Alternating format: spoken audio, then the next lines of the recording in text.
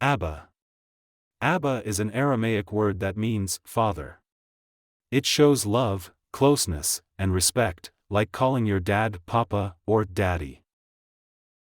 He ran to his Abba with a big smile.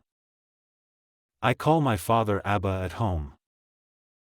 When the little boy got scared during the thunderstorm, he hugged his Abba tightly and didn't let go.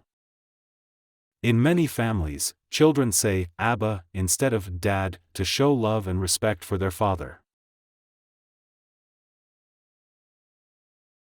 Dad, a common word for father. Papa, a sweet way to say dad.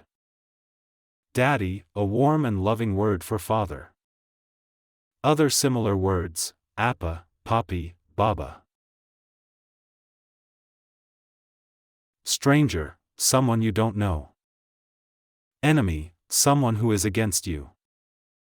Foe, another word for enemy or someone unfriendly.